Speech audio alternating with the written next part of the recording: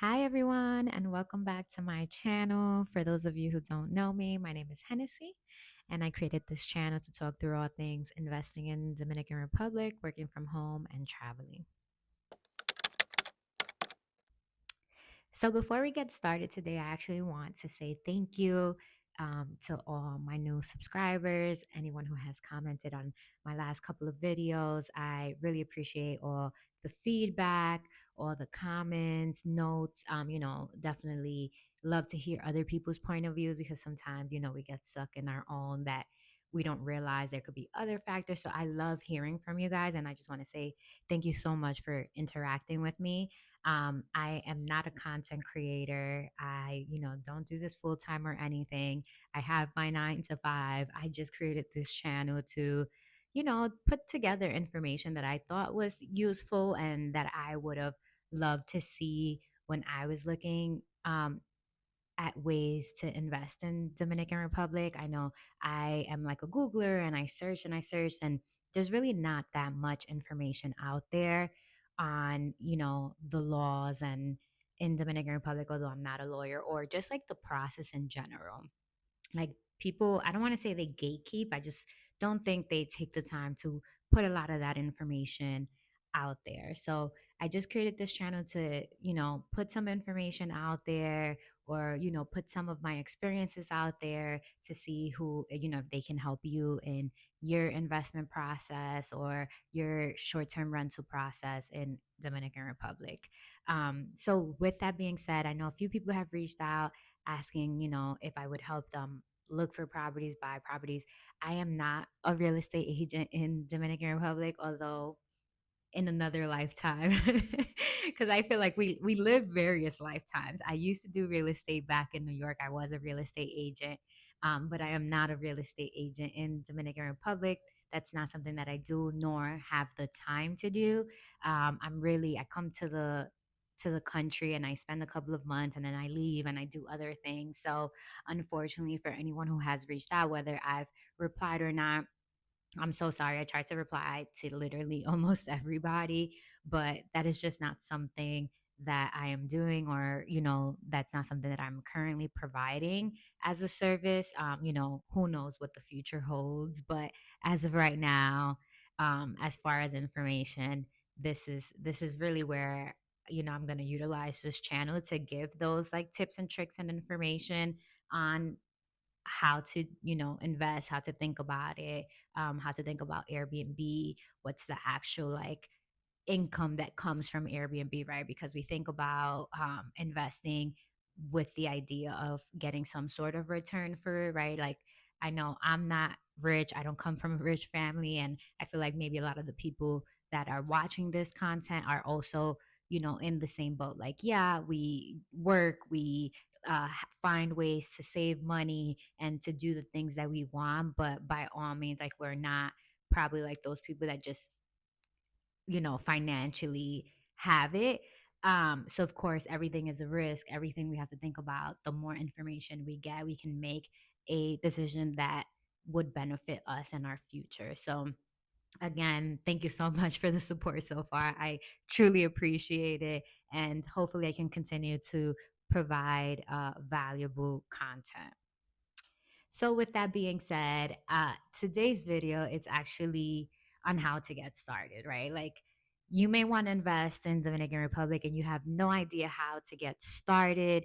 It just feels very overwhelming, which it could be. So, I want to give you a few tips and tricks on, how to think about it, how to actually get started if that's something you want to do, right? So first of all, again, I'm not a content creator. This is a one take. I'm just yapping away and giving some thoughts here. So no editing on my part, just flat out putting it out there. So to get started, you want to invest in Dominican Republic and you don't know how to get started. First things first, nothing happens overnight, right? You decide you want to invest today. That's the first step on like deciding that, but that does not mean that tomorrow you're ready buying a property, right? Again, I'm talking to my people that we have to financially plan this. We have to think about all the pros and the cons and everything that could come along with it, right? We don't have the money to just be like, oh, I want to invest in DR and go tomorrow and get a real estate agent and be like, find your property, here's the money, and I'm done, right? No, this is a process, right? And like any process, it takes some time. So the first step is you deciding that this is the country you want to invest in, whether it's because, you've been on vacation to Dominican Republic and you absolutely loved it. It could be because that's where your family is from and, you grew up coming here, which is my case, right? Like I'm born and raised in Brooklyn and, for a very long time. I used to come here over the summer and then I stopped. And then as an adult, I came back.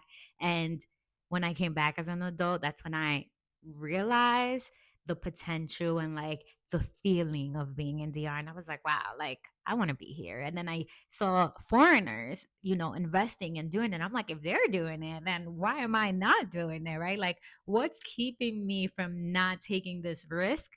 Um, if I see other people that have are not Dominican, have no ties to Dominican Republic, yet they come here and they see the value of this great country, and they want to do the same. And of course, there's a lot of things that could go with, having foreigners invest in a space in an area where there is local community. So that's definitely another topic for another day. But today we're just going to talk about how to think about it, how to get started. So step one, you decide. You decide that that's what you want to do.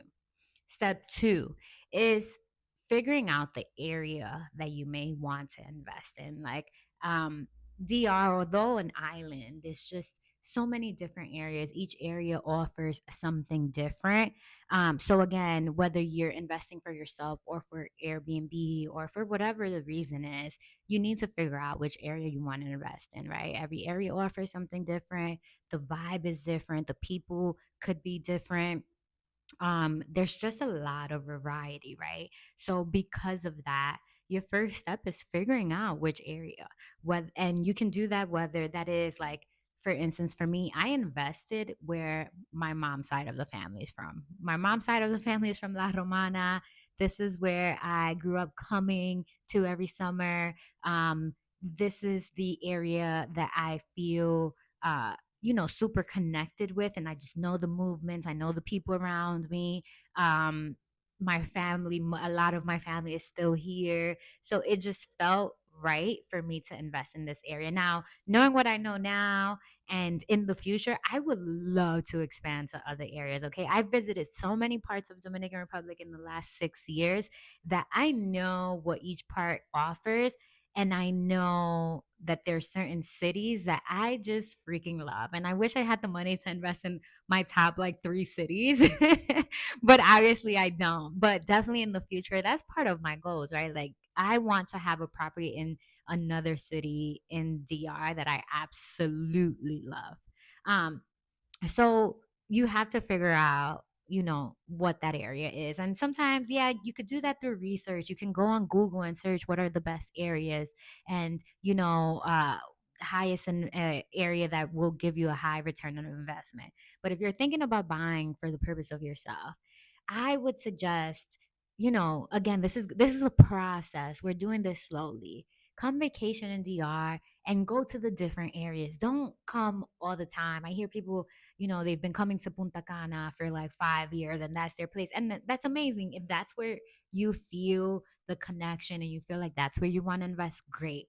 But go to other areas. Plan out your vacation for a week and go to these different areas. Go to Samana, Las Terrenas, go to Santiago, go to Puerto Plata, go to Sosua, go to Cabarete, go to Santo Domingo, go to Jarabacoa.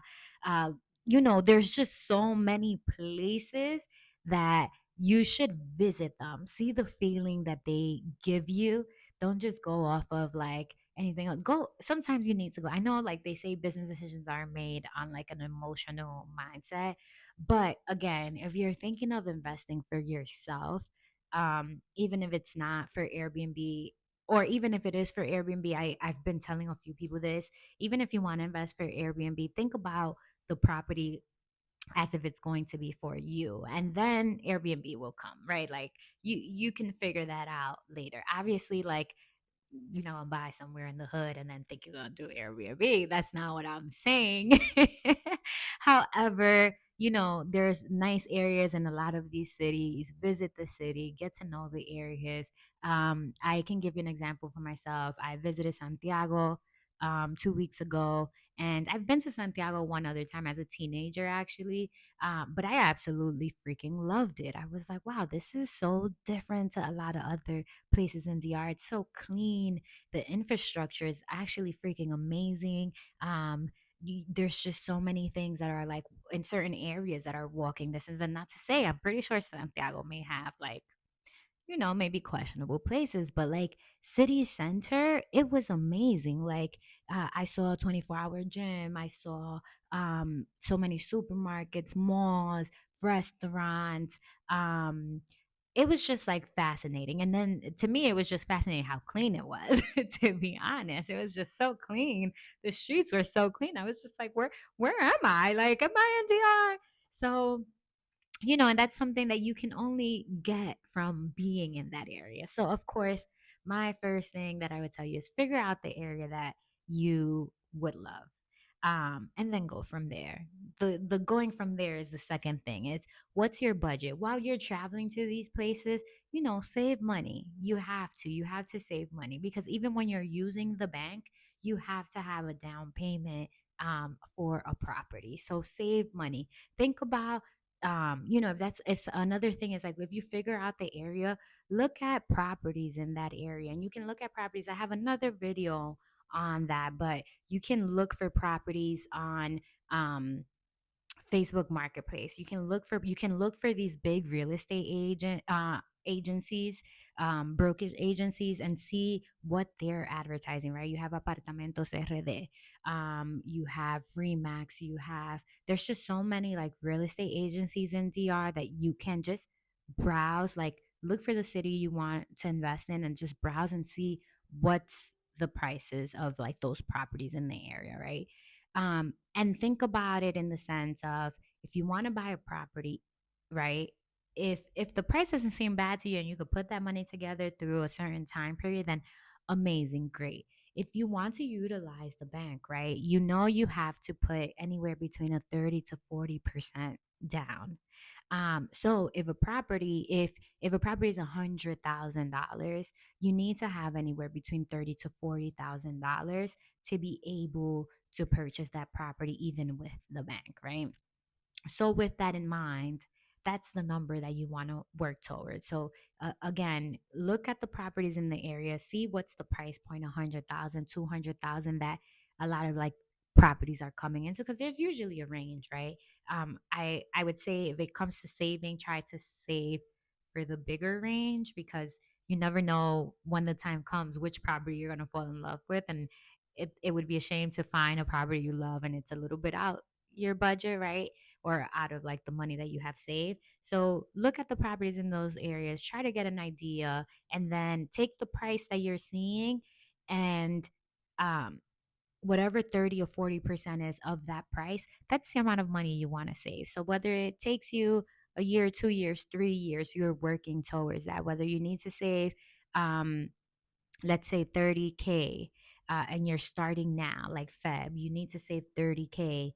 How do you do that with your financials? Of course, everyone's financial situation is different. If you could save $500 a month, let's say, then yeah, it's gonna take me a couple of years, but by those couple of years, like, I at least would have like that down payment.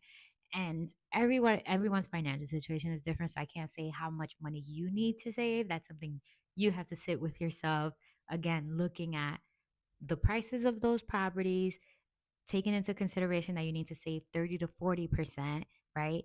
And thinking about how much money you can save to get to wherever that 30 to 40% is. Um, Even when you're buying a property that's under construction, you still need to think about it, because let's say sometimes financially that's the better way to buy a property that's in the construction phase, but you still need to have a good lump sum of money together, because usually the process is that you give $1,000 to reserve. You have to sign a contract. The minute you sign the contract, you usually have to have like 15 to 20% of the price of the apartment when you sign that contract. And then from there, they put you to pay a monthly, still working towards like the price of the property. At the end of whatever time frame, whether it's 2 years, 3 years that they're like working on this construction project, the idea is that by the time the construction project has ended, you have paid about 40 to 50% of whatever the value of that apartment is. And the remaining, you can either give it all together or you can go to the bank and finance that other 50%. I know people that do it like that and it works for them. So you have to think about which process works well for you. Everything is a risk. So of course, I'm not going to say, you just never know what's going to happen. Everything is a risk. I've seen it time and time again. You have to find a reputable construction company if that's the route that you want to take. Um just to make sure that the project is actually going to come to fruition. So again, first decision is just deciding that you want to invest. Second is deciding the area that you want to invest in. Third is thinking about your financials and how much money you can save to build up to that 30-40% of a price range of the area that you are invested in looking. Once you've done that, and that may take you a while. For some people, yeah, they have it. For some people, it takes them longer, and that's okay. Okay, don't compare your process to anyone else's process. We're all different. Our situations are all different. So your time will come, right? But you want to be prepared when that time comes, right? You don't want the time to come and you're like, "Oh my God, wait, I didn't do what I needed to do." No. You've prepared for it. You're there. So you've done all that, you know the area, you've been saving up. Your next step is looking for a real estate agent. Now, I know some people don't like to work with real estate agents, but in this case, in DR, you need to work with a real estate agent. Sometimes it could be like semi real estate agent. What I mean by semi is like, for instance, in DR, lawyers also do real estate. You can get yourself a lawyer that is also, you know, doing real estate, selling places, houses, apartments, or whatever. But you kind of need to still get like some sort of real estate agent because they're going to help you navigate the process, whether it's with the bank, or whether it's like with just finalizing the process. Sometimes if you're buying with a construction company, you do not need a real estate agent, right? You would have kind of use the real estate agent when you were looking for the property even under construction. But if you're looking for a property to purchase, whether not in construction or so, then it would just be best to reach out to someone that is local to the area, real estate agent local to the area that just knows the different properties. And of course, if you're thinking of somewhat doing Airbnb, then you also want to find a real estate agent that's familiar with properties that are part of like Airbnb. The other thing is the taxes, right? You want to get a real estate agent that would know which properties are part of like the Confiture law, which is the one that gives you like 15 years where you don't have to like pay any property taxes. So all of that are things that you need to take into consideration.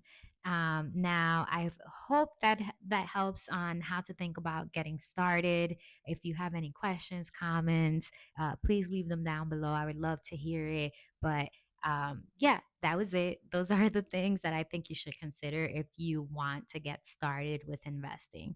And again, everyone's process is different. So don't compare, do just what you need to do to accomplish your goals. And I hope that was helpful. Thank you so much and see you guys next time. Bye.